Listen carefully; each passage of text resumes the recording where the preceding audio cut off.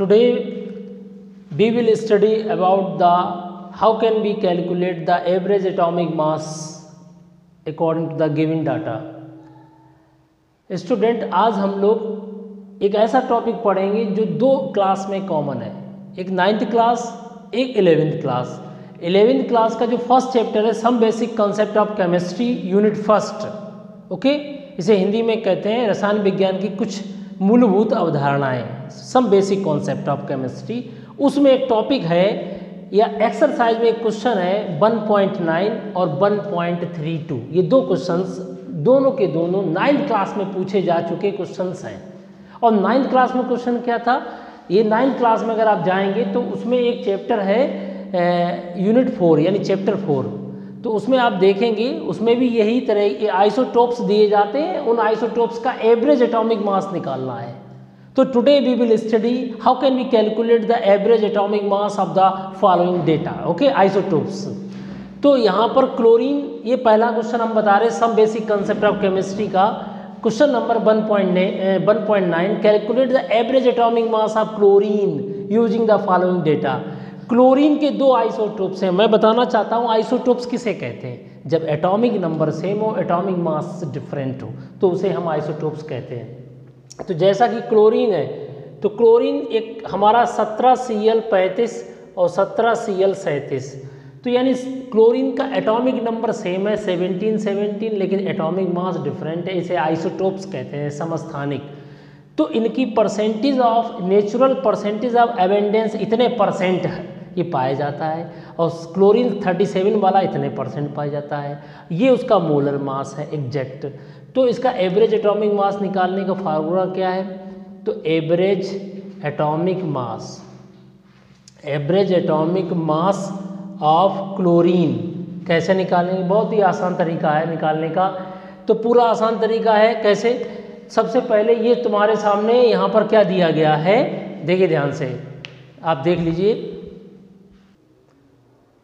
तो average atomic mass of chlorine निकालने का simple formula percentage of abundance, ये देखिए ये इसका मोलर मास है, ये इसका परसेंटेज ऑफ एबेंडेंस है। तो जो मोलर मास दिया जाता है, देखिए भाई ऐसा है कि जो तुम्हारा 17Cl35 है, ये फर्स्ट आइसोटोप्स पहले वाले आइसोटोप्स का percentage of abundance, okay, into इसका एटॉमिक मास या मोलर मास जो भी है ये लिख दिया, प्लस दूसरे वाले आइसोटोप्स का परसेंटेज ऑफ एबेंडेंस इतने परसेंट पाया जाता है, और उसका एटॉमिक मास या मोलर मास जो दिया जाएगा, इन दोनों को अब एक्चुअली क्या करेंगे भाई, परसेंटेज है ना, ये परसेंटेज है। अगर आप ध्यान से देखें तो परसेंटेज जब हटाएंगे नीचे 100 आएगा, बोलो, जब ये परसेंटेज 24.33% पाया जाता है, तो ये इसका एटॉमिक मास का मल्टीप्लाई और इसका परसेंटेज हटाएंगे नीचे 100 आ जाएगा।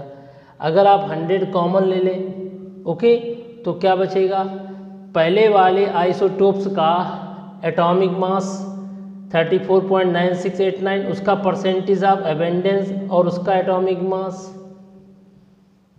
प्लस दूसरे वाले आइसोटोप्स का एटॉमिक मास इनटू उसका percentage of abundance in upon में क्या हो जाता है, 100 हो जाता है। तो अब इसको हम कैलकुलेट कर लेंगे, कैलकुलेट करने के बाद में कैलकुलेट कर लेंगे, तो इस तरीके से यहाँ पर क्या करेंगे, दोनों को ऐड कर देंगे, ऐड करने के बाद में इसे कैलकुलेट कर लेंगे, कैलकुलेट करने के बाद में यहाँ पर आंसर आ जाएगा। तो आपको एक बहुत सिंपल सा तरीका बताया है कैसे करना है, एटॉमिक मास उसका परसेंटेज ऑफ एबेंडेंस प्लस दूसरे वाले आइसोटोप्स का एटॉमिक मास उसका percentage of abundance upon 100 calculate कर लीजिए। आप लोग कैलकुलेट करके कमेंट सेक्शन में जाके ये पहले वाले का आप हमें आंसर लिख के दीजिए कि कितना आएगा। वैसे मैं आपको बता दूं कि क्लोरीन का एटॉमिक मास जो एवरेज आता है 35.5 आता है। ये अंदाज़ा इसलिए लगा दिया क्योंकि यहाँ क्लोरीन 35 है, ये क्लोरीन 37 है, तो ऑन एवरेज 35.5 आता है। लेकिन फिर भी you can calculate it and write on comment section box, you can by which we can understand, you can मतलब you will you just like you can see the total videos regarding that topic. तो now next क्या है, ये तो हो गया solve. अब next हम क्या करेंगे, दूसरा क्वेश्चन जो है उसको सॉल्व करते हैं. तो दूसरा क्वेश्चन क्या होगा देखते हैं. दूसरा क्वेश्चन हमारा है the another question is this 1.32 in unit first. What is the question? In this question there are 3 isotopes of argon. argon you know noble gas होती है. आर्गन की 3 आइसोटोप्स हैं 36, 38, 40. इनका मोलर मास यानी एटॉमिक मास दिया गया और उसकी परसेंटेज ऑफ एबंडेंस दे रखा है. तो करना क्या होता है, बड़े ध्यान से समझिए. Average atomic mass of argon, argon का एवरेज एटॉमिक मास निकालना है. तो एवरेज एटॉमिक मास कैसे निकालेंगे, औसत परमाणु भार बोलते हैं इसे हम. एवरेज एटॉमिक मास किसका निकालना है बेटा, किसका निकालना है, आर्गन का. तो कैसे निकालेंगे, 3 आइसोटोप्स हैं भाई. पहले वाले आइसोटोप्स का मोलर मास है एटॉमिक मास और उसका percentage of abundance 0.337, okay, plus दूसरे वाले आइसोटोप्स का, ये आइसोटोप्स हैं क्यों, क्योंकि इसमें आर्गन का एटॉमिक नंबर 18 सेम है बट एटॉमिक मास सभी का डिफरेंट है, तो ये आइसोटोप्स कहलाते हैं.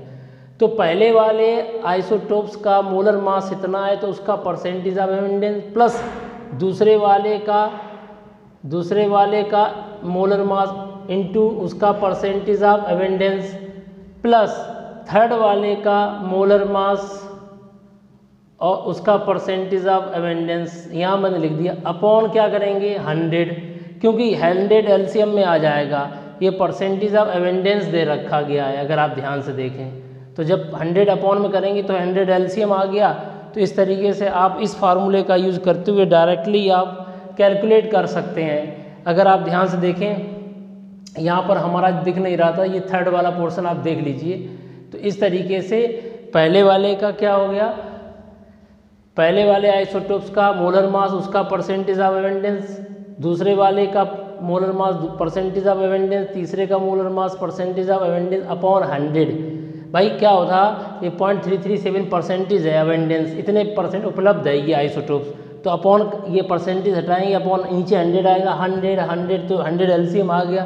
तो इस तरीके से आपको किसी भी एलिमेंट के आइसोटोप जितने भी दिए जाएं और उसकी परसेंटेज ऑफ एबंडेंस दी जाए तो आप क्या करें, atomic mass percentage of abundance plus atomic mass percentage of abundance, इस तरीके से आप ऐड करके अपॉन 100 करके you can calculate the average atomic mass of the particular isotopes. Okay, तो इस तरीके से आपको यदि कोई प्रॉब्लम हो तो आप कमेंट सेक्शन में जाके लिख सकते हैं. और आप 9th क्लास के स्टूडेंट हैं तो ये सब चीज़ें 9th क्लास में भी आप पढ़ सकते हैं.